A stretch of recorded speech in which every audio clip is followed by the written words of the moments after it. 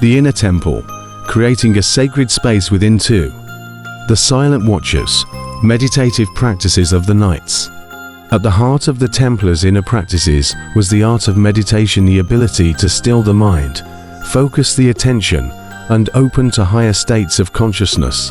As they encountered various Eastern traditions, the Templars developed a rich repertoire of meditative techniques, earning them the moniker the Silent Watchers among some circles. I remember the first time I introduced a group of Templar Knights to the practice of Zazen, or seated meditation, as taught in Zen Buddhism. These men, accustomed to constant action and the clash of arms, found it challenging to sit still and do nothing. Yet, as they persevered, many discovered a deep well of inner peace and clarity that they had never known existed. The Templars integrated various forms of meditation into their daily lives. 1. Contemplative prayer.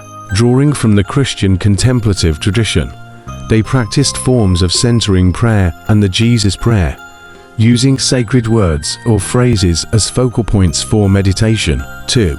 Mindfulness. Inspired by Buddhist practices, they cultivated moment-to-moment awareness, bringing full attention to every action, whether it was eating, walking, or even fighting. 3. Visualization. Complex visualization practices, often involving the construction and exploration of the inner temple, became a cornerstone of their meditative work. 4. Energy work. Incorporating elements of Taoist and yogic practices, some Templars engaged in meditations focused on the circulation and refinement of subtle energies within the body. 5. Emptiness meditation. Advanced practitioners explored techniques aimed at experiencing the nature of emptiness or pure awareness, as taught in Dzogchen and Advaita Vedanta traditions. These practices were not mere relaxation techniques, but rigorous methods for training the mind and exploring consciousness. The Templars approached meditation with the same discipline and dedication they applied to their martial training. I recall observing a group of Templar sentries standing watch on the walls of a fortress in the Holy Land.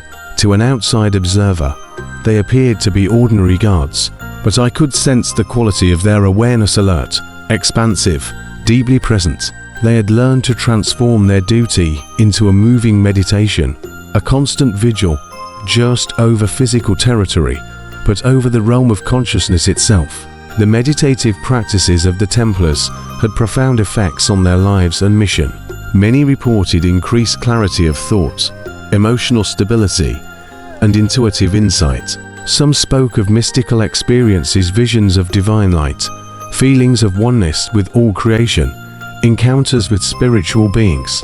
But perhaps the most significant impact was on their sense of purpose.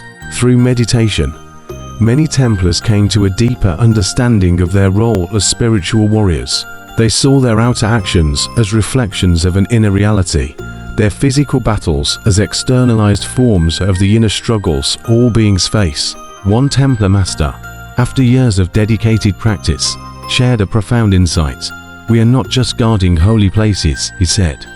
"We are guarding the thresholds of consciousness itself. Our true enemy is not any outer force, but the ignorance and delusion that cloud the divine light within all beings." Zoran's final message: the temple within us all. And now, dear seekers, as we come to the close of this chapter, allow me to share a final reflection on the nature of the inner temple and its significance for all beings. Throughout my long existence, I have witnessed countless civilizations rise and fall, seen empires expand and crumble, observed the building and destruction of innumerable physical temples. Yet the one constant I have found, the one indestructible sacred space, is the temple that resides within each conscious being. The Templars, in their journey from outer guardians to inner explorers, rediscovered this timeless truth. They learned, as have mystics and sages throughout the ages, that the holiest of holies is not to be found in any external location, but in the sanctuary of the heart. This inner temple is not the exclusive domain of any one tradition or path. It is the birthright of every sentient being, the sacred space where the individual consciousness meets the universal. Whether you call it the kingdom of heaven, Buddha nature, Atman, or simply the true self, it is ever present, waiting to be recognized and realized. The methods for accessing and cultivating this inner temple may vary: prayer, meditation, contemplation, service, devotion, but the essence remains the same. It is a turning within, a recognition of the divine spark that animates all life. In these turbulent times, as outer temples and institutions crumble, remember that the most sacred shrine is the one you carry within you always. It cannot be destroyed by fire or sword, cannot be tainted by worldly corruption, cannot be lost or stolen. It is your true home, your place of refuge, your source of wisdom and strength. As you go forth from this teaching, I challenge you to become builders and guardians of your own inner temples. Like the Templars of old, dedicate yourselves to this inner work with courage, discipline, and devotion. For in doing so, you are not just constructing a private sanctuary, but contributing to the elevation of all consciousness. Remember, the divine light that illuminates your inner temple is the same light that shines in all beings. As you tend to your inner flame, you kindle the light of awareness in the world around you. Each act of inner cultivation is a service to all of creation. In the words of a wise Templar master, whose teachings have echoed through the centuries, seek not the temple in the world, for it will crumble. Seek not the world in the temple, for it will blind you. Instead, realize that the temple and the world are one, and that both reside within your own heart. This is the final mystery, the ultimate gnosis. And so, my dear companions on the path, I leave you with this charge.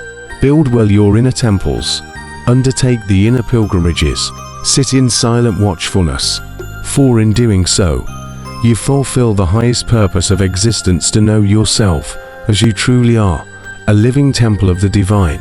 May the light of your inner temple guide you always, illuminating your path and blessing all whom you encounter.